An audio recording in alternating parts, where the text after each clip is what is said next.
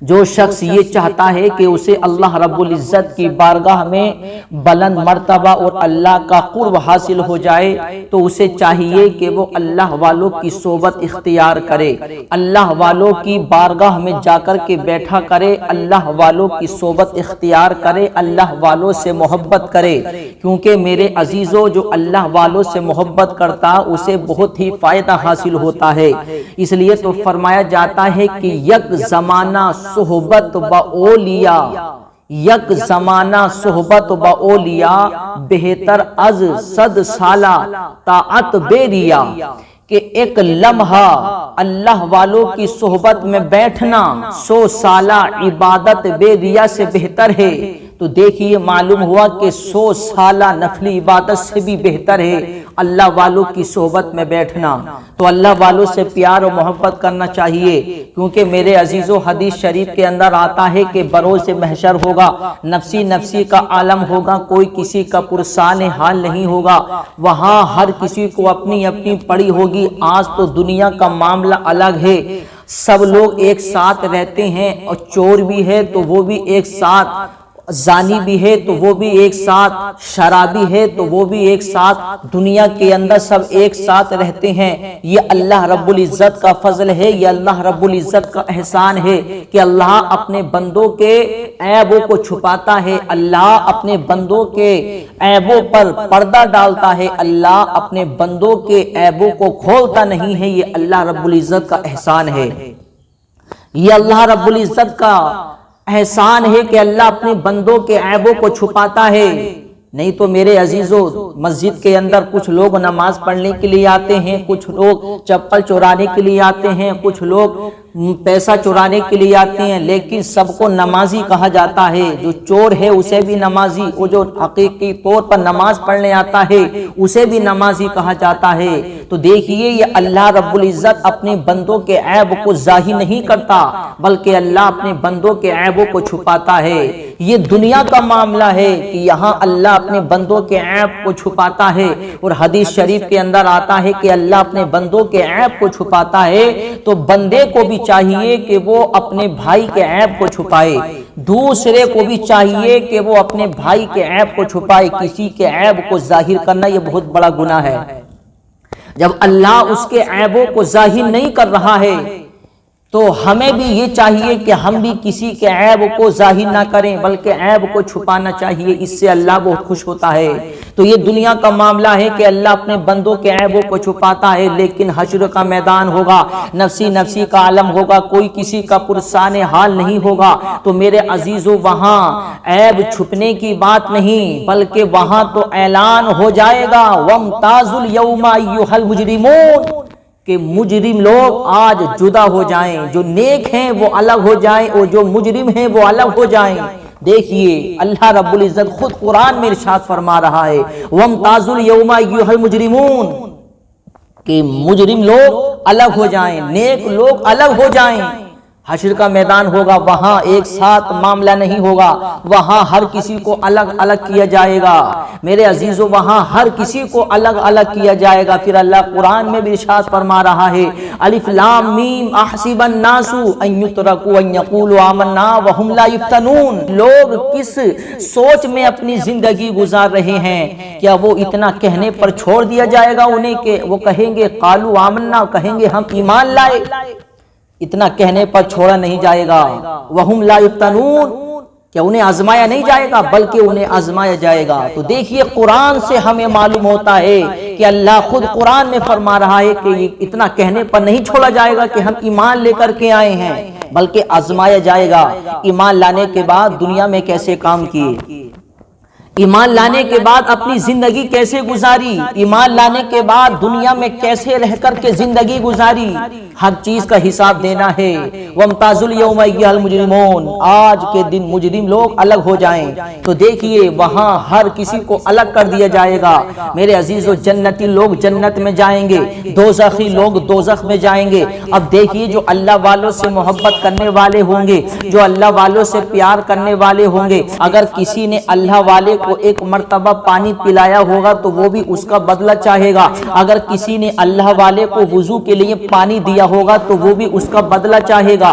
میرے عزیزو، حدیث پاک کے اندر آتا ہے، مشکات شریف کی حدیث پاک ہے، ایک دوزخی آئے گا اللہ والے کے پاس اور آنے کے بعد عرض کرے گا اما تعریفونی انا الذی سقیت لک شربتن، کہ آپ مجھے نہیں پہچانتے، میں وہی ہوں جس نے آپ کو ایک مرتبہ پانی پلایا تھا۔ تو عزیزان گرامی دیکھیے، وہ پانی پلانے کا بدلہ چاہے گا۔ اللہ والے کہیں گے بتاؤ کیا چاہتے ہو، دنیا میں مجھے ایک مرتبہ پانی پلایا تھا تو اس کا بدلہ کیا چاہتے ہو؟ تو وہ دوزخی انسان کہے گا کہ میں اس کا بدلہ یہ چاہتا ہوں کہ آپ اکیلے اکیلے جنت میں جا رہے ہیں، آپ اکیلے نہیں جائیں گے، بلکہ میں بدلہ چاہتا ہوں، میں نے آپ کو ایک مرتبہ پانی پلایا تھا، آپ مجھے اپنے ساتھ جنت میں لے کر کے جائیں، آپ مجھے اپنے ساتھ جنت میں لے کر کے چلیں۔ عزیزان گرامی دیکھیے، وہ پانی پلانے کا بدلہ چاہے گا۔ پھر دوسری حدیث پاک کے اندر آتا ہے، یہ حدیث پاک بھی مشکات شریف کی حدیث پاک ہے، ایک دوزخی پھر اللہ والے کے پاس میں آئے گا اور آنے کے بعد کہے گا وقال بعض انا الذی وهبت لك وضوا، میں وہی ہوں جس نے آپ کو ایک مرتبہ وضو کے لیے پانی دیا تھا، میں اس کا بدلہ چاہتا ہوں، آپ اکیلے اکیلے جنت میں جا رہے ہیں، ہمیں بھی آپ اپنے ساتھ جنت میں لے کر کے جائیں۔ تو دیکھیے میرے عزیزو، اللہ والوں سے محبت کرنے کا بدلہ، اللہ والوں سے محبت کرنے کی برکتیں وہ دوزخی لوگ اللہ والوں کی بارگاہ میں کہیں گے۔ تو عزیزان گرامی، وہ اللہ والے اللہ کی بارگاہ میں دست بدعا ہوں گے، اللہ کی بارگاہ میں اپنے ہاتھوں کو اٹھا کر دعا کریں گے تو اللہ ان کی دعا کو قبول فرمائے گا۔ فَيَشْفَعُ لَهُ فَيَدْخُلُهُ الْجَنَّةَ، تو اللہ ان کی شفاعت کی وجہ سے، اللہ ان کی دعا کی وجہ سے ان دوزخی لوگوں کو اللہ جنت میں داخل کر دے گا۔ تو دیکھیے یہ اللہ والوں سے پیار اور اللہ والوں سے محبت کرنے کی برکتیں ہیں۔ اس لیے تو اللہ قرآن میں فرما رہا ہے کہ اللہ والوں سے پیار کرو، اللہ والوں سے محبت کرو۔ اگر اللہ والوں سے پیار محبت کرو گے تو اس کا فائدہ آپ کو دنیا میں بھی ملے گا، اس کا فائدہ آپ کو آخرت میں بھی ملے گا۔ وَقَلْبُهُمْ بَاسِطٌ ذِرَاعَيْهِ بِالْوَسِيدِ، اللہ رب العزت نے قرآن شریف کے اندر ایک کتے کا ذکر کیا ہے، کتے کا ذکر ہے، اصحاب کہف کا کتا، اس کا ذکر اللہ رب العزت نے قرآن شریف کے اندر کیا ہے۔ اس کی وجہ کیا ہے؟ دیکھیے، جو اللہ والوں سے پیار، جو اللہ والوں سے محبت کرتا ہے، میرے عزیزو، اللہ والوں کی ایک جماعت، ایک بادشاہ تھا جس کا نام ہے دقیانوس، یہ بہت بڑا ظالم اور جابر بادشاہ، یہ لوگوں پر ظلم کرتا، یہ لوگوں کو ستایا کرتا تھا۔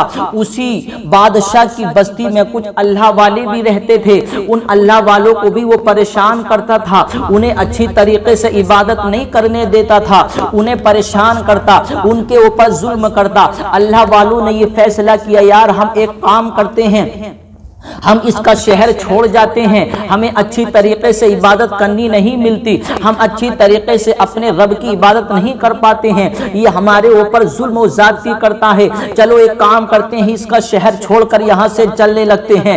عزیزان گرامی، وہ اللہ والے رات کی تاریکی میں اس کا شہر چھوڑ کر نکلنے لگے تو ایک کتا ان اللہ والوں کے ساتھ میں ہو لیا۔ اللہ والوں نے ہر چند کوشش کی کہ اس کتے کو بھگایا جائے۔ اللہ والوں نے کہا کہ اے کتے سن، تیرا کام بھونکنا ہے، ہم یہاں سے چوری سے نکل کر کے جا رہے ہیں، ہم یہاں سے چھپ کر کے نکل کر کے جا رہے ہیں، اگر ہمارا پتہ چل گیا تو بادشاہ ہمارے اوپر ظلم کرے گا، اس لیے تیرا کام بھونکنا ہے، تو ہمارے ساتھ آئے گا، تو بھونکے گا، تو بولے گا تو ہم پکڑے جائیں گے، اس لیے ہم تجھ سے کہتے ہیں ہمارے ساتھ مت آ۔ تو دیکھیے وہ کتا ہے، وہ جانور ہے، اللہ کی بارگاہ میں دعا کرتا ہے، رب قدیر مجھے قوت گویائی عطا فرما، اے رب قدیر مجھے بولنے کی طاقت عطا فرما۔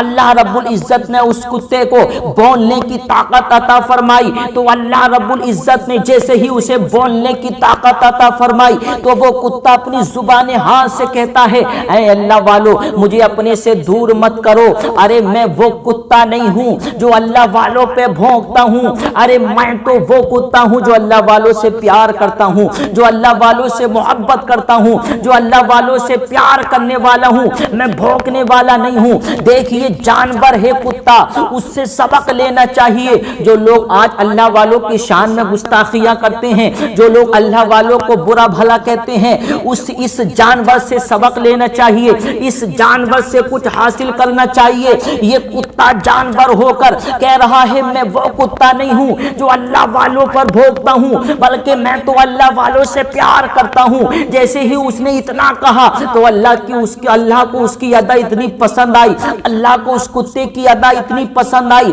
اتنی پسند آئی، اللہ رب العزت نے اس کتے کا ذکر قرآن شریف کے اندر کر دیا۔ اللہ نے اس کا ذکر قرآن شریف کے اندر کر دیا۔ اور میرے عزیزو قرآن شریف کے اندر ہی نہیں بلکہ اللہ رب العزت نے اس کتے کو جنتی بنا دیا۔ اللہ رب العزت حشر کے میدان میں اس کتے کو انسانی شکل بنا کر اللہ اسے جنت میں داخل کرے گا۔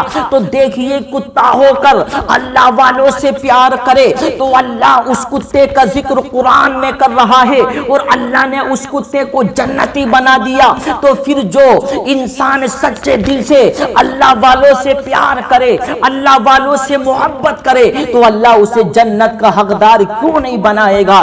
اس لیے تو اللہ فرماتا ہے وَكُونُوا مَعَ الصَّادِقِينَ، تم سچوں کے ساتھ ہو جاؤ، تم اللہ والوں کے دامن سے لپٹ جاؤ، تم اللہ والوں کے قدموں سے لپٹ جاؤ۔ ارے جو اللہ والوں سے پیار کرتا ہے اللہ اسے معافی کا پروانہ عطا فرماتا ہے، اور اللہ والوں کے ذریعے سے اس کے ایمان کی بھی حفاظت ہوتی ہے، اور اللہ والوں کے ذریعے سے اس کے تقوی کی بھی حفاظت ہو جاتی ہے۔